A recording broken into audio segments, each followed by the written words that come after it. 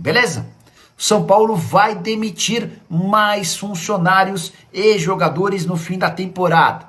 E essa garantia foi dada pelo próprio presidente do Tricolor, Júlio Casares. Você sabe, na última sexta-feira, Carlos Belmonte, Chapecó e Nelsinho, 3 dos conselheiros que atuavam como diretores do Departamento de Futebol Profissional, caíram. E o São Paulo programou uma série de outras mexidas com funcionários e atletas para o fim do Campeonato Brasileiro. Há um enorme incômodo, especialmente por conta da dificuldade do São Paulo em recuperar atletas. Foram vários os jogos desse Campeonato Brasileiro em que o Tricolor tinha mais de 10 desfalques. Na derrota por 6-0 contra o Fluminense, eram 15 baixas, sendo 13 por questões médicas. Presidente tricolor Júlio Casares disse o seguinte nessa sexta-feira, abre aspas, as mudanças profundas ainda vão acontecer em outros campos. Hoje foi anunciada uma fase dela, disse o Júlio Casares, se referindo às saídas do Belmonte, do Chapecó e também do Nelsinho. Presidente completa, as mudanças vão acontecer no âmbito que nós temos no futebol e não serão anunciadas agora, mas nós vamos ter que caminhar para isso. Vocês que conhecem o CT, houve um investimento muito grande na estrutura, vestiário, refeitório, refis, academia e campos. Então, agora nós precisamos investir na assertividade dos profissionais, da ciência, da tecnologia. E aí entra a participação do CEO, o Márcio Carlomagno. São Paulo pretende ser muito mais profissional para 2026. Já contei para vocês que a diretoria fez uma avaliação e entendeu que na Barra Funda havia enorme descomprometimento, pouca responsabilidade e pouca disciplina. Até por isso, jogadores não se dedicavam como deveriam. Funcionários que cuidam, por exemplo, do departamento médico, não exigiam o máximo dos jogadores. Tudo isso vai mudar para a próxima temporada, mas antes, o São Paulo precisa resolver suas questões financeiras. Já são 2 meses de direitos de imagem atrasados, o que faz com que todas as cobranças percam força. São Paulo deixou de ser o brasileiro com mais Libertadores da América neste sábado. O Flamengo foi campeão da Copa Libertadores da América, venceu o Palmeiras por 1-0 lá em Lima, final única, gol marcado pelo Danilo.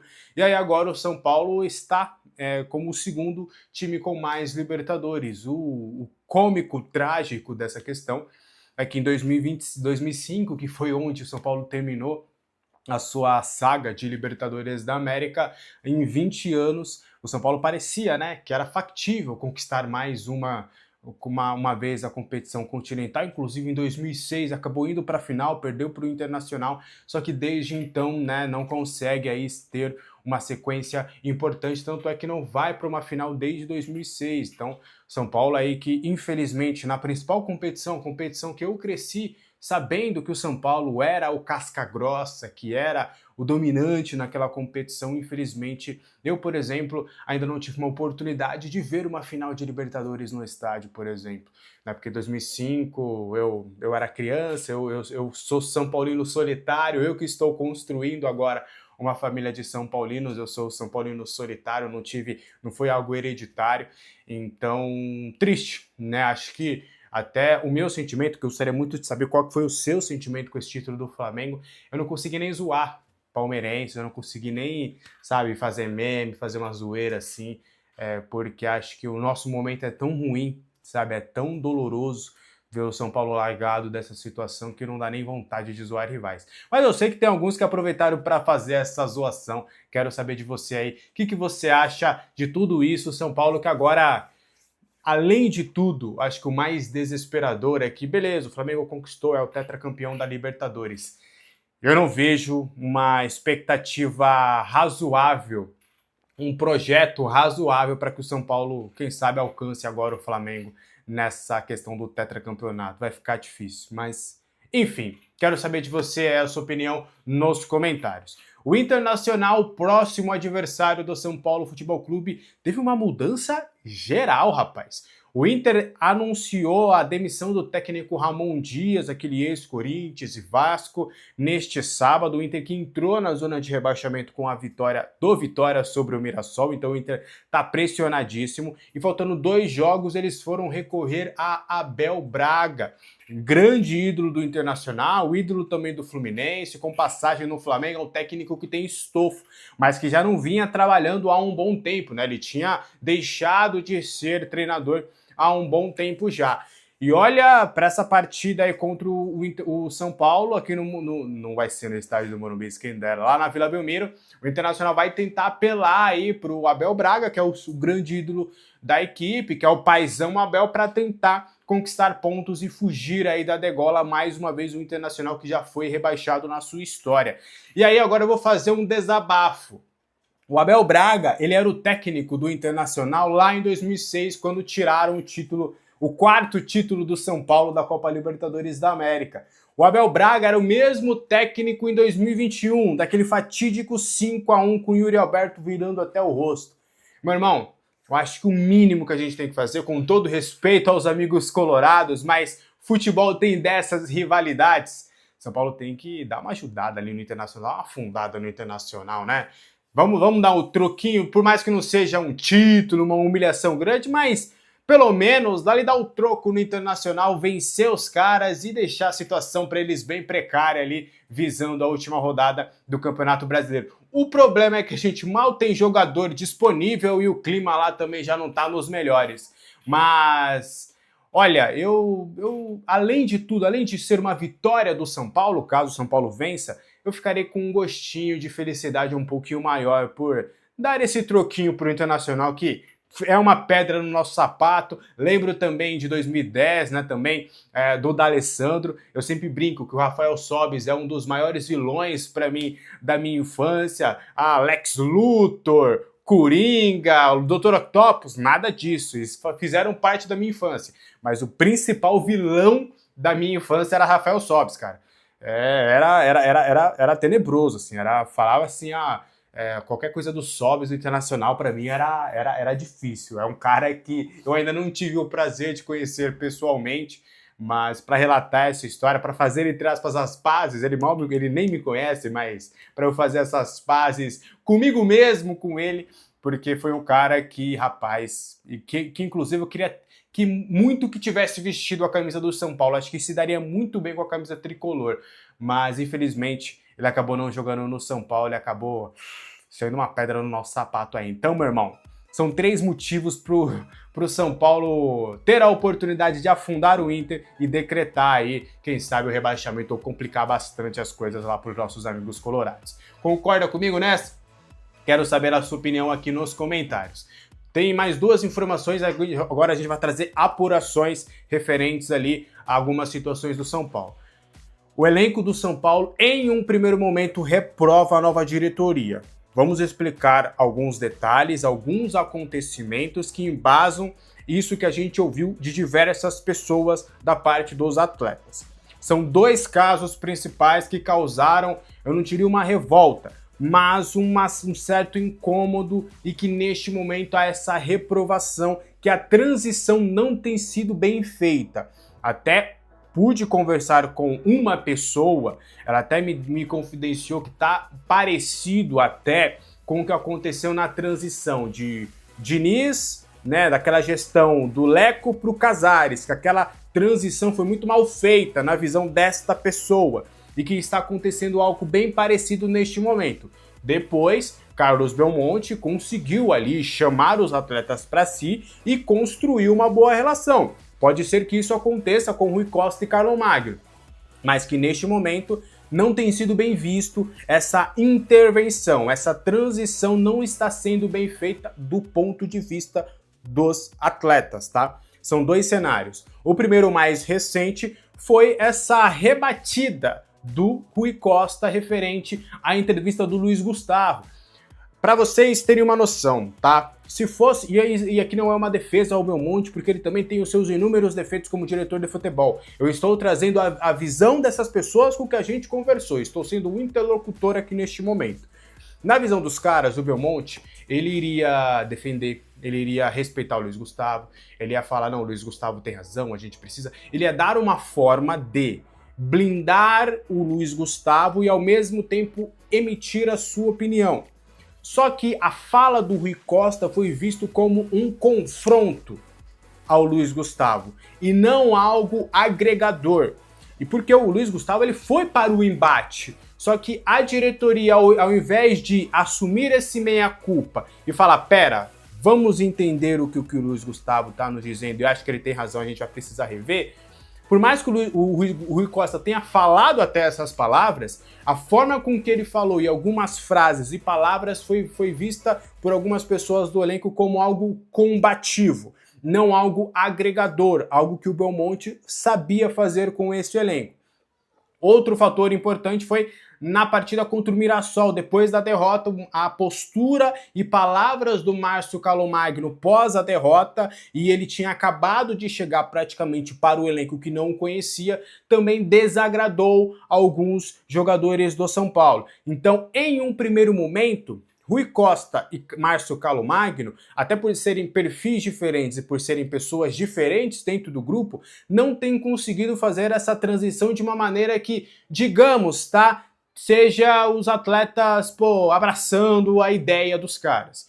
E a gente sabe como é ego de jogador de futebol, a gente sabe como é que tem que pisar, né, com a maior calma, pisar em ovos, pisar com a maior calma possível. Neste momento está sendo algo mais combativo do que algo agregador. Pode ser que, obviamente, com o passar da carruagem, com novas reuniões, com novas palavras, com mais viagens, as coisas possam acontecer como aconteceu com o Belmonte, né? Eu repito e reitero, talvez uma das poucas coisas bem elogiáveis que o Belmonte fez como diretor de futebol, a gente pode elencar algumas questões ruins também, mas uma das partes boas e positivas era o relacionamento com o grupo. O grupo de jogadores do São Paulo é assim, ó, com o Belmonte, é assim, ó. Eles não abriam mão do Belmonte. O Belmonte era um cara parceiro deles.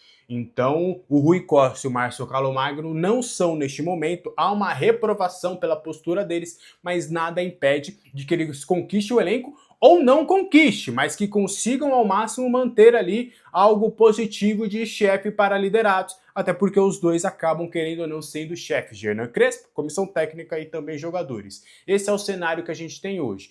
O que você acha disso tudo? Quero saber a sua opinião nos comentários. Matias Rojas no São Paulo, existe alguma possibilidade disso acontecer? E a resposta é não. E eu vou explicar essa história bem detalhada para vocês entenderem até como a partir de agora também teremos que tomar muito cuidado com algumas questões de mercado, tá?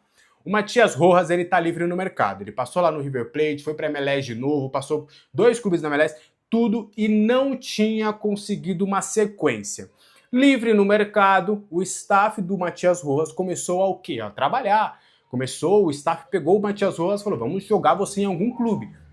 E olhou para o mercado brasileiro, que tem sido destaque para muitos empresários, como uma possibilidade. Então, do que eu sei, é confirmado que o Matias Rojas foi oferecido a São Paulo, Grêmio e Fluminense, das equipes que eu, Alexander, sei que foi oferecido. O Fluminense, ao que tudo indica, gostou da possibilidade e deixou de um stand-by. O Grêmio, do que eu sei, não houve resposta. E o São Paulo nem quis abrir conversas. Então, assim, tem nomes que são oferecidos para o São Paulo não analisa todos os nomes, tem alguns que eles ignoram. E foi o que aconteceu. Então, a chance do Matias Rojas jogar no São Paulo e conversar com pessoas de dentro do clube é zero. Até porque é um jogador que não teria um perfil neste momento que o São Paulo acredita ser interessante para a próxima temporada. Que seriam jogadores com saúde, com vitalidade física. Por mais até que o Matias Rojas tenha feito boas temporadas no Racing, ele vem de um declínio e ele já está mais para uma reta final de temporada, de carreira, né, por mais que não seja dos mais velhos, do que um jogador saudável que vai aguentar uma sequência de jogos importantes em 2026. Então, não é um nome em pauta no São Paulo neste momento. Foi oferecido? Foi, mas aí oferecido, se a gente for ficar falando todos os caras que foram oferecidos aqui, todo dia a gente vai trazer um nome novo, tá? Então é mais ou menos nesse cenário essa situação do Matias Rojas. Pausa de 5 segundos para pedir a sua ajuda ao nosso canal com o seu like e se inscrever se ainda não for um inscrito. O Paulistão 2026 terá um novo formato, como todos já sabem, né? Vai ser o estilo Champions League, com menos rodadas, serão apenas 8 rodadas na próxima temporada, né? Tudo para coincidir também com o Campeonato Brasileiro, que vai começar em janeiro e tal, mudança de calendário. Eu acho que foi uma boa essa mudança aí, viu, rapaziada? É um formato novo, estranho pra gente ainda, mas quem acompanha a Champions League já sabe como funciona, e eu acho que é um formato bem interessante, principalmente para os clubes menores que vão enfrentar menos clubes grandes, então tem mais chances de chegar forte ali na fase mata-mata, né? O São Paulo conheceu seus adversários e a tabela detalhada. O tricolor fará sua estreia no dia 11 de janeiro contra o Mirassol fora de casa, lá no belo estádio do Mirassol. Depois, a sequência de jogos do Clube do Morumbi é a seguinte, ó. Na segunda rodada, enfrenta o São Bernardo no Morumbi, dia 14 de janeiro. No dia 18, vai a Itaquera enfrentar o Corinthians.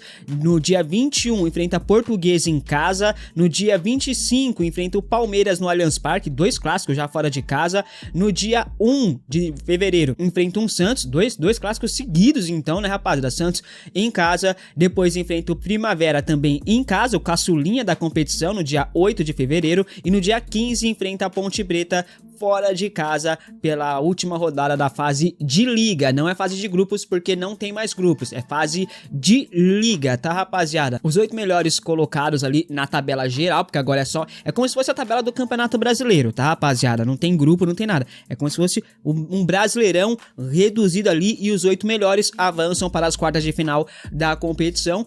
Quartas de final e semifinal, jogos únicos, tá? Jogo único. E na grande final, jogos ida e volta, tá? Você acredita que o São Paulo possa ao menos brigar pelo título do Paulistão 2026? Comente aqui abaixo a sua opinião, lembrando que vamos ter aí retornos, né, dos lesionados.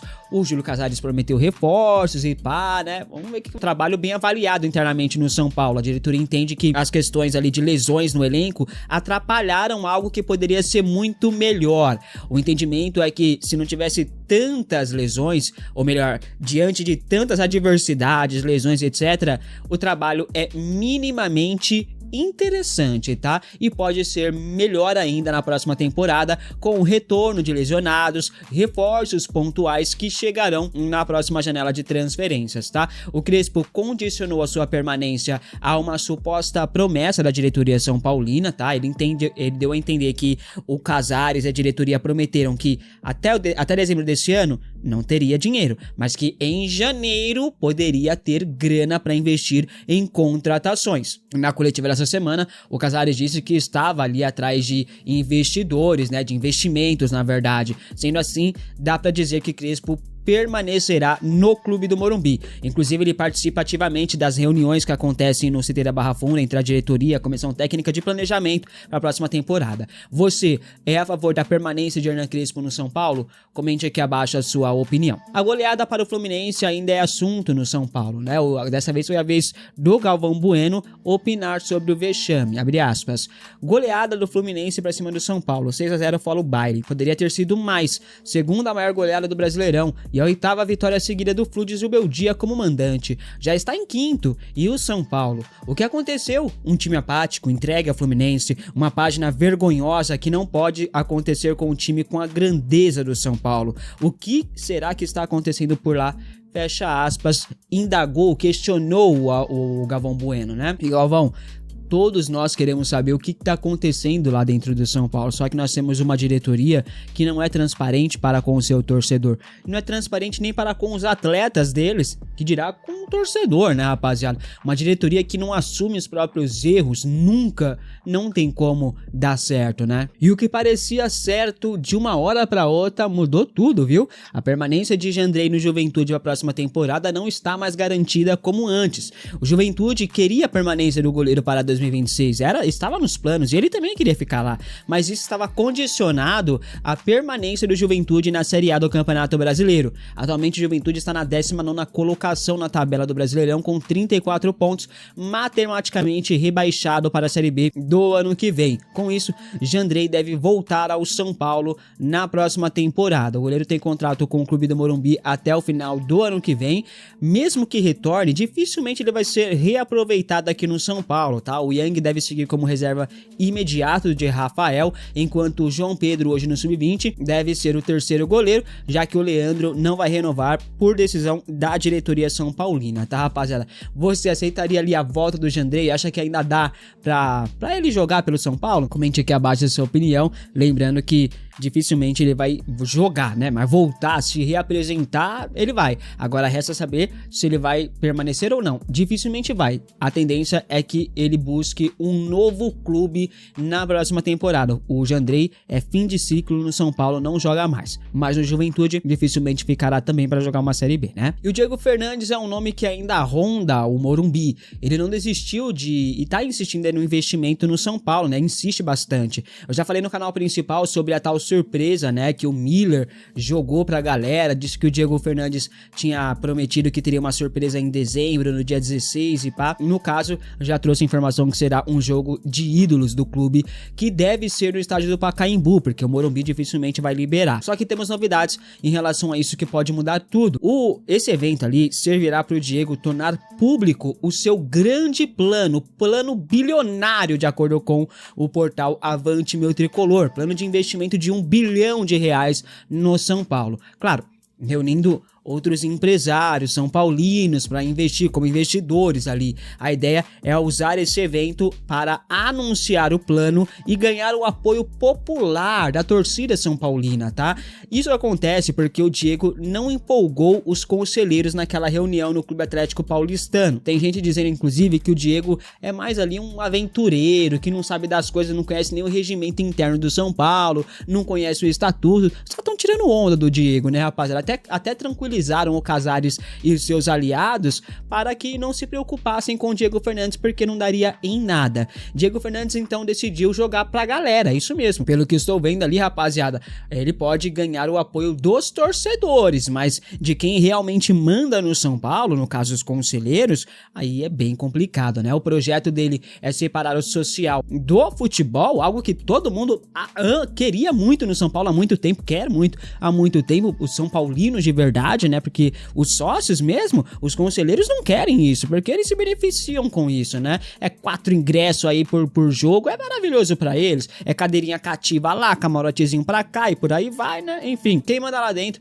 dificilmente vai aprovar ali o Separa São Paulo. O nome de Diego Fernandes deve voltar à tona em breve. Em dezembro vai ter esse evento que vai servir, segundo informações do portal Avante Meu Tricolor, para apresentar esse grande projeto para o torcedor. E aí vai jogar pra galera, a galera vai fazer pressão. Será que vai resolver? Será que vai ali refletir internamente? Vamos aguardar pra ver, tá? Mas esse é o... A gente falando sobre a possibilidade de um processo de impeachment. Bom, tudo aconteceu nos dias de hoje. O Júlio Casares não renunciou e nem quer renunciar, como a gente já tinha dito. 2, as mudanças começaram a ser feitas onde eram possíveis de ser feitas. Quais são as mudanças? São Paulo pretende fazer a mudança em 3 etapas. Essas mudanças aconteceriam todas juntas no final do ano. Qual é a primeira mudança? A primeira mudança seria a troca de Belmonte, como todo mundo já sabe, era só uma questão de tempo, e decidiram no período da manhã antecipar essa mudança por conta do caos, da crise instaurada, etc. e tal. O Belmonte deixa o cargo de diretor de futebol, ele passa a ficar na mão do Rui Costa, que já vinha assumindo como nenhuma novidade muito grande nesse sentido, mas a oficialização era necessária, porque a gente sempre vivia o sim, o não, fica, não fica, vai, não vai. O Nelson e o Chapecó também deixaram, e o Júlio Casares, como falou na coletiva que ele deu às 16 horas depois, que é outra coisa que eu comentei também no vídeo, que o Casares deveria se manifestar, e se confirmou às 16 horas, ele falou sobre isso e falou a respeito do Rui Costa e do Muricy, que passam a ser uma estrutura só com profissionais na Barra Funda, ou seja, o Muricy é assalariado e o Rui Costa também é assalariado, também é profissional. Podemos gostar ou não gostar, mas são profissionais. Por que eu chamo profissionais? Porque são pessoas que vieram do mercado contratadas e têm salário. Os caras que saíram, Belmonte, Nelson, Chapecó, eles eram estatutários. São conselheiros que não tinham salário vinculado ao São Paulo. Beleza. Essas mudanças aconteceram, todo mundo já sabe. Quais são as novidades, então? A novidade está muito por conta de algumas coisas que o Casares falou, por conta de algumas apurações que eu fiz e por conta das etapas que vão acontecer. O próprio Casares, falando sobre etapas, ele disse: esta foi apenas a primeira etapa das mudanças. E qual é a segunda etapa, então, Zaqueta? Segunda etapa é: mudanças de profissionais, que ele também deu a deixa disso na entrevista, quando ele sinalizou que os problemas médicos, a quantidade de lesões, os problemas que os jogadores vêm sofrendo são excessivos, que é uma das coisas que ele também admitiu que os jogadores cobram deles, porque nenhum clube tem tanta lesão ou tantos problemas como eles vêm sofrendo. Então os jogadores entendem que eles estão meio que desprotegidos, guarnecidos, porque talvez os processos que o São Paulo utiliza não sejam exatamente os melhores processos que o mercado utilize, apesar da gente saber que tem algumas coisas, como por exemplo, a própria lesão que o Luiz Gustavo teve, não tem nada a ver com esse processo específico. A terceira etapa é onde todo mundo quer saber mais, que é a questão de jogadores. Zanqueta, e o Crespo? O Crespo já tinha dito hoje de manhã na live que não existia nenhuma perspectiva de saída do Crespo. O próprio Crespo confirmou isso em entrevista coletiva. E também, Kátia, lembro que uma das falácias da semana era sobre Rui Costa e Crespo terem algum tipo de atrito, e ambos estão confirmados para 2026 no São Paulo. Só corroborando, porque eu adoro fazer revisões sobre o que foi feito, tipo quando você está assistindo uma série e aparece lá cenas do episódio anterior ou resumo do último capítulo, alguma coisa do gênero. Por quê? Porque aí você tem sempre como lembrar o que foi dito para você ter certeza que você está acompanhando uma cronologia adequada e correta da história. O São Paulo fará uma segunda etapa com demissões em massa. Quando, Zanqueta? Daqui a 10 dias, porque daqui a 10 dias a gente faz a nossa última partida no Campeonato Brasileiro. E antes disso, nesse meio tempo, pode até ser que alguém acabe saindo. Até antes, tá? Então a gente pode até ter alguma saída, alguma movimentação até antes. E no que diz respeito aos jogadores, já existe uma lista, a famosa barca de partida dos jogadores, e que o São Paulo vai anunciar depois. Mas aqui, por que não antecipa a saída dos jogadores agora? E por que não tira logo esses caras do São Paulo para já movimentar logo o negócio? Primeiro porque vocês viram a reação dos jogadores, até pela própria postura do Luiz Gustavo ontem.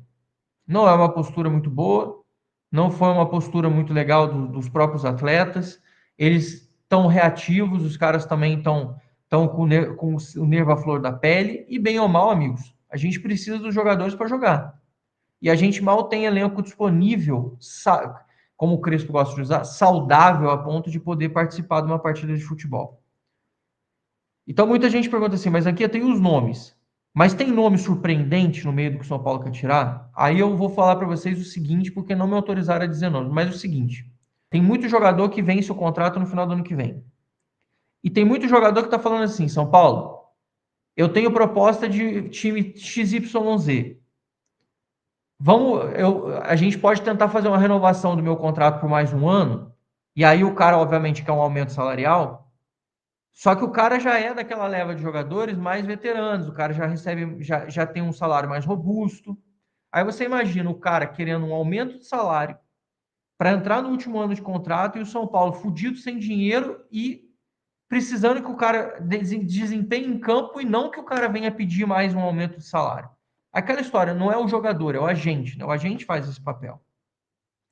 Aí muita gente fala assim, pô, mas daí a gente vai perder todos os nossos principais jogadores? Meus amigos, esse ano, essa mudança que a gente vai ter que ter, etc., ela não é uma mudança simples mais. A gente, depois de 5 anos, já não vai ter a cadeia de diretores. Depois de 5 anos, você, pela primeira vez, você vai ter um time com o Muricy praticamente determinando, com o Crespo, todo o time do São Paulo. O que esses caras gostam? Jogadores físicos, jogadores que brucutu, jogador alto, jogador de porte, jogador corredor, jogador polivalente. Eles gostam de jogador assim. Eles não gostam de jogador técnico, eles não gostam de jogador só rápido, eles gostam de jogador de outro tipo de perfil. Então isso simboliza muito uma diferença grande, porque, por exemplo, o Dorival no São Paulo, ele cria jogadores técnicos de lado de campo rápidos. O Zubeldia queria que o São Paulo tivesse mais jogadores técnicos experientes para poder dar sustentação para o time dele.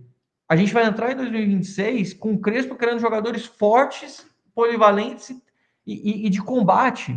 Ou seja, com aquele perfil muricesco mesmo das coisas. É totalmente diferente.